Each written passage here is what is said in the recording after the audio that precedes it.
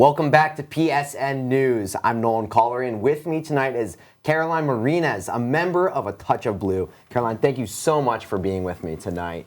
So, unlike a lot of the organizations at Penn State where the name makes it very apparent what you guys do, that's not the case with A Touch of Blue. So can you explain to people who might not know what is A Touch of Blue? So The Touch of Blue is the Majorette line here at Penn State. If you don't know what that is, we're baton twirlers. You'll find us on the field at game day, during pregame, halftime, cheering in the stands, all that fun stuff. Awesome. So how long have you yourself been twirling? Kind of where did you get your start in the activity? I started when I was 7. I started taking some classes and then joined the competitive team at my studio. And then from there, I started competing individually as well. And now I'm here. Awesome, awesome. So I'm curious, to actually become a member of the line itself, what is the audition process like? How does that go? How do you go from just learning about it to becoming an actual member of the line? So ever since COVID, auditions have been virtual. Okay. They happen in the spring, and basically you fill out an interest form and you'll get an email with a music file. It's about 2 minutes long, and a list of tricks and a deadline. And you have to come up with a routine with all the tricks in it, film it, submit it.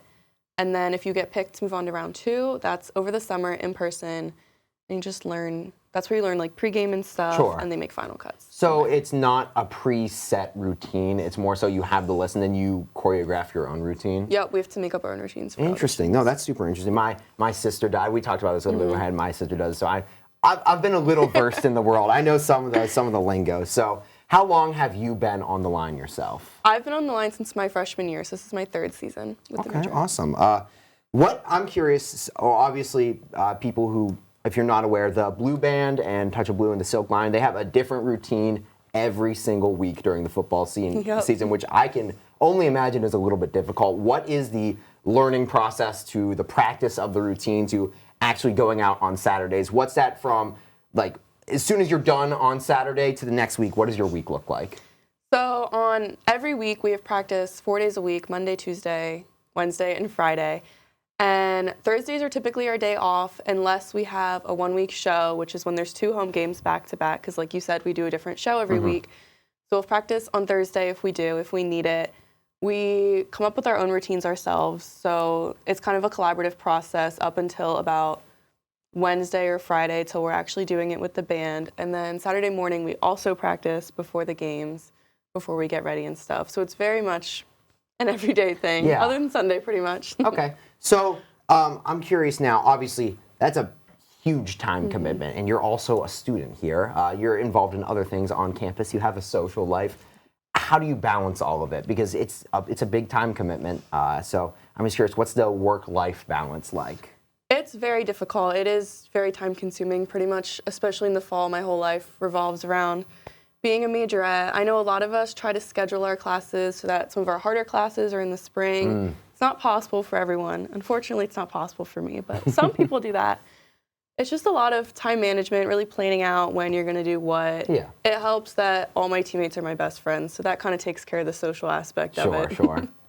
So that kind of leads me to my next question. Obviously, when you guys are being seen is during football season. Is there anything else you're doing in your off seasons outside of just preparation for audition? Is there any other events that you guys appear at? Yeah, so we've been doing pre-Thon events, and we'll perform at Thon weekend. Wow.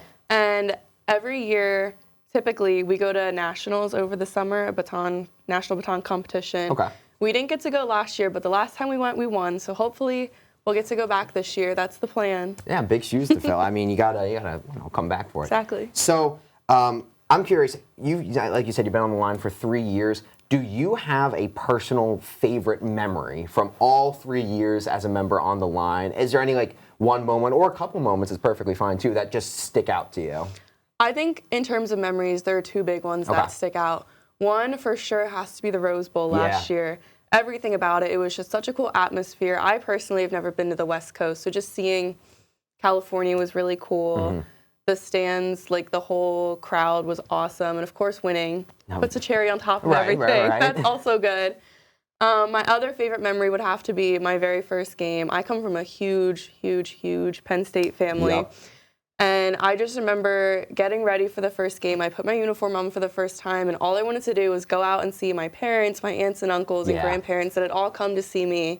It was just such a cool feeling. And of course, performing for the first time at Beaver Stadium is something I'll never forget as well. Yeah, no, like I said, my sister does this, and we are also a huge, like one of those Penn State Colt families. Oh, yeah. So she's going to freak out when she finds out about this. Haven't told her. It's on the down low. Hi, Brenna. I hope you're watching. This is kind of a two-part question. I want to know from this season and then from all the routines you've done, what's your favorite routine that you guys had this season? And then if there's one all-time that's your favorite that you guys have performed. This season, I would have to go with, I think it was our first show. It was the Summer Tours one with Taylor Swift and Beyonce. Yeah. I'm a big Swiftie, so obviously I like that part of the show. And then the one Beyonce song we did was Love on Top, and our routine to that was just really fun. That was probably one of my favorites. Okay. Of all time, one show that sticks out to me, I don't know if it was my favorite, but it definitely sticks out. Last year we did a Latin show, and the one song from it, I forget what it's called, but that was kind of the first time we had all choreographed a routine together since we didn't have a coach last season. So that was kind of our first collaborative routine. So it's all very memorable and special to all of us. That's an interesting, just a point that you brought up. You didn't have a coach last season. How has life on the line changed now? Obviously, before you mentioned, like you said, no coach before, and you were making your own routine, to now where there is someone kind of at the head of it organizing. What's the difference like there? This year we're definitely taking it as kind of an adaptive year, a transition year. We're still writing all of our own routines because that's what worked for us well last year. That's what we like doing.